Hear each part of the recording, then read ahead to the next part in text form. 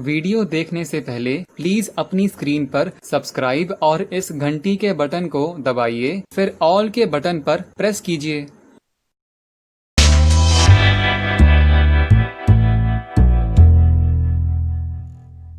ये जो आधुनिक चिकित्सा है, मॉडर्न मेडिसिनल सिस्टम, जिसका पर्यायवाची इस समय है एलोपैथी।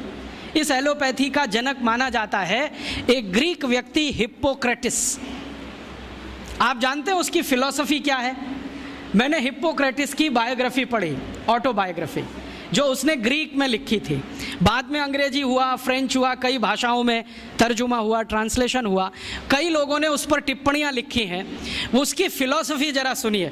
वो ये कहता है कि शरीर में कोई रोग आ गया तो अब इसको दूर करने का एक ही उपाय है कि आपका जो रक्त है ना, ये प्रदूषित हो गया, इसको निकाल दो शरीर से, इसको निकाल दो। इसके अलावा कुछ और मालूम ही नहीं उसको कि कुछ कर सकते हैं क्या। तो उसने ले दे के एक सिद्धांत बनाया कि आपको बुखार हो गया तो रक्त प्रदूषित हो गया, इसको निकाल दो। आपको जुकाम हो गया, रक्त प्रदूषित हुआ, इसको निकाल दो। आपको फोड़ा हो गया, रक्त प्रदूषित हुआ, इसको निकाल दो। माने जो भी कुछ है वो निकाल दो, ठीक है। और यही शायद हिप्पोक्रेटिस के वंशज हैं जो आज किसी का गर्भाशय निकाल देते हैं, किसी का गॉल ब्लैडर निकाल देते हैं, किसी की किडनी निकाल देते हैं, किसी का कुछ भी निकाल देते हैं।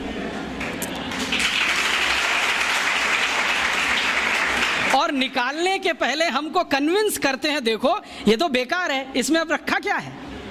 अगर गर्भाशय बेकारी होता तो भगवान ने क्यों दिया? गॉल ब्लैडर बेकारी होता तो ईश्वर ने क्यों दे दिया? किडनी बेकारी है तो ये क्यों है हमारे शरीर में? अगर सब कुछ ही बेकार है तो ये शरीर को ही काट काट के फेंक दो, इसको रखने की क्या जरूरत है? ये सब हिप्पोक्रेटिस के पुत्र हैं, उसी को अपना वंशज मानते हैं। हिप्पोक्रेटिस क्या कहता था? कुछ बीमारी हुई रक्त निकालो। वो तो बेचारा रक्त तक सीमित था, इन्होंने इतना विकास कर लिया है कि अब कुछ भी निकाल दो। मैं आपको एक सच्ची कहानी सुनाता हूँ, ये हमेशा आप याद रखना।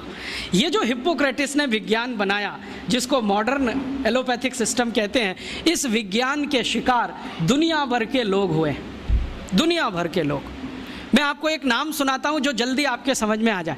अमेरिका के पहले राष्ट्रपति जॉर्ज वॉशिंगटन, मालूम है? ये बेचारे बड़े सीधे साधे व्यक्ति थे, बड़े मेहनती थे। इन्होंने अमेरिका को इंग्लैंड की गुलामी से आज़ाद कराने में बहुत काम किया, बहुत काम किया। और अमेरिका की प्रजा ने उनके काम को देखते हुए उनको पहला राष्ट्रपति बनाया। अमेरिका की आज़ादी आई लगभग 1779 के आसपास और पहले राष्ट्रपति बने जॉर्ज वॉशिंगटन। आपको मालूम है जॉर्ज वॉशिंगटन की मृत्यु कैसे हुई? हिप्पोक्रेटिस सिद्धांत अपना के। क्या हुआ, वो जब राष्ट्रपति हो गए ना तो एक बार उनको बुखार आ गया, कुछ वायरल इन्फेक्शन हुआ होगा।